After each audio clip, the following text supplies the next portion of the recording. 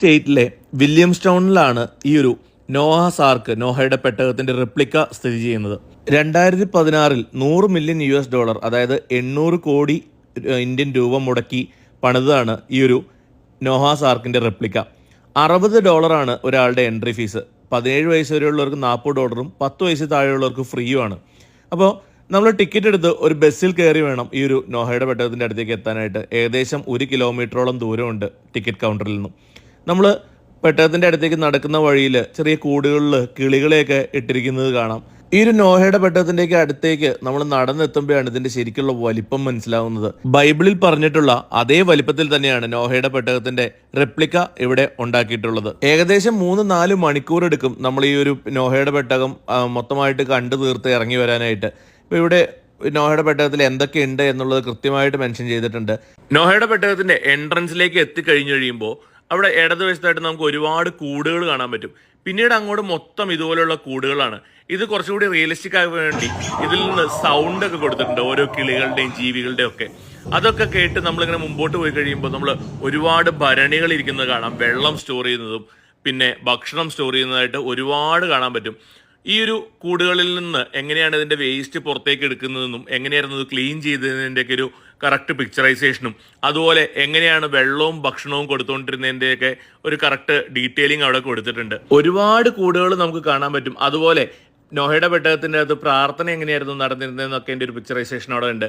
അതുപോലെ ഭരണികളിൽ വെള്ളം സൂക്ഷിച്ചിരുന്നത്, ഈ കാണുന്നത് ഓന്ത് വർഗത്തിൽപ്പെട്ട ജീവികളെ സൂക്ഷിച്ചിരിക്കുന്നതാണ്. അവർക്ക് എങ്ങനെയാണ് ഭക്ഷണം ലഭിച്ചുകൊണ്ടിരുന്നതെന്ന്. സെൽഫായിട്ട് മൾട്ടിപ്ലൈ ചെയ്യുന്ന ഈ ഒരു പ്രാണികൾ ഇതിൻ്റെ ഈ ഒരു ബോക്സിൽ നിന്നും ഒരു പൈപ്പ് വഴി ഇതിലേക്ക് കടന്നു വരുമ്പോൾ അവരതിനെ ഭക്ഷിച്ചാണ് ജീവിച്ചുകൊണ്ടിരുന്നതിൻ്റെയൊക്കെ കറക്റ്റ് കാര്യങ്ങളെല്ലാം കൊടുത്തിട്ടുണ്ട്. അതുപോലെ നമുക്ക് ഒട്ടും തന്നെ വിശ്വസനീയമല്ലാത്ത കുറച്ച് കാര്യങ്ങൾ, ഡിനോസറുകൾ പോലെയുള്ള ജീവികൾ ഈ ഒരു പേടകത്തിൽ ഉണ്ടായിരുന്നു എന്നാണ് പറയപ്പെടുന്നത്. അതുപോലെ ഇന്ന് വംശനാശം സംഭവിച്ചിട്ടുള്ള ഒരുപാട് ജീവികളുടെ ഒരു പിക്ചറൈസേഷൻ അല്ലെങ്കിൽ ഒരു മോഡൽസ് എല്ലാം ഇവിടെ ഉണ്ടാക്കി കൊടുത്തിട്ടുണ്ട്. എല്ലാ ജീവികളുടെയും പേരും കാര്യങ്ങളെല്ലാം ഡീറ്റെയിൽ ആയിട്ട് കൊടുത്തിട്ടുണ്ട്. പക്ഷേ എന്തോ വിശ്വസനീയമായിട്ട് തോന്നാത്ത ഒരു രീതിയാണ് നമുക്കിത് കാണുമ്പോൾ തോന്നുന്നത്. കാരണം ജുറാസിക് പാർക്ക് സിനിമയിലൊക്കെ കണ്ടിട്ടുള്ള തരം ജീവികളൊക്കെയാണ് ഇവിടെ കൂട്ടിൽ കാണാൻ കഴിയുന്നത്. എന്തു തന്നെയാണെങ്കിലും ഇത് അറേഞ്ച് ചെയ്തിരിക്കുന്നത് വളരെയധികം ഭംഗിയിലാണ്. എല്ലാവിധ വെള്ളത്തിൻ്റെ അറേഞ്ച്മെൻറ്റും ഫുഡും കാര്യങ്ങളെല്ലാം സ്റ്റോക്ക് ചെയ്തിരിക്കുന്നത് എങ്ങനെയാണെന്ന് കൃത്യമായിട്ട് മനസ്സിലാക്കുന്ന രീതിയിലാണ് ഈ ഒരു സംഭവം റീക്രിയേറ്റ് ചെയ്തിരിക്കുന്നത്. അതുപോലെ ഇതിൻ്റെ ഇൻറ്റീരിയറൊക്കെ ചെയ്തിരിക്കുന്നത് വളരെ ഭംഗിയായിട്ടാണ്. ഇവിടെ നോഹയുടെ ആർക്കിൻ്റെ ഒരു റെപ്ലിക്ക, ചെറിയൊരു റെപ്ലിക്ക മോഡൽ ഉണ്ടാക്കി വെച്ചിട്ടുണ്ട്.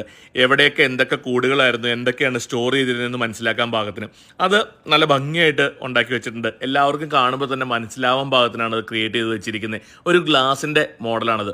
അതുപോലെ ഇനിയിപ്പോൾ അടുത്ത നിലയിലേക്ക് കയറുകയാണ്. 3 നിലകളിലായിട്ടാണ് ഇത് സ്ഥിതി ചെയ്യുന്നത്. 2ാമത്തെ നിലയിൽ കയറി വരുമ്പോൾ തന്നെ ബൈബിളിൽ പറഞ്ഞിട്ടുള്ള ഭൂമിയുടെ ഉത്ഭവവും കാര്യങ്ങളെല്ലാം കൊടുത്തിട്ടുണ്ട്. അതൊക്കെ കണ്ട് മുമ്പോട്ട് വന്നു കഴിഞ്ഞാൽ പലതരം ജീവികളെ, അതായത് കഴുത്തിന് നീട്ടം കുറഞ്ഞ ജിറാഫ് മുതൽ ജുറാസിക് പാർക്ക് സിനിമയിൽ മാത്രം കണ്ടിട്ടുള്ള തരം ജീവികളെയൊക്കെ നമുക്ക് ഇവിടെ കാണാൻ പറ്റും. പിന്നെ ഈ മൃഗങ്ങൾക്കൊക്കെ എങ്ങനെയാണ് വെള്ളവും തീറ്റയൊക്കെ കൊടുത്തുകൊണ്ടിരുന്നത് എന്നതിൻ്റെ ഒരു മോഡലും കാര്യങ്ങളെല്ലാം ഇവിടെ ചെയ്തു വെച്ചിട്ടുണ്ട്. എല്ലാ ജീവികൾക്കും ഭക്ഷണം കൊടുക്കുന്നതിൻ്റെ ഒരു എക്സ്പ്ലനേഷൻ ഇവിടെ കൊടുത്തിട്ടുണ്ട് കേട്ടോ. എന്ത് തന്നെയായാലും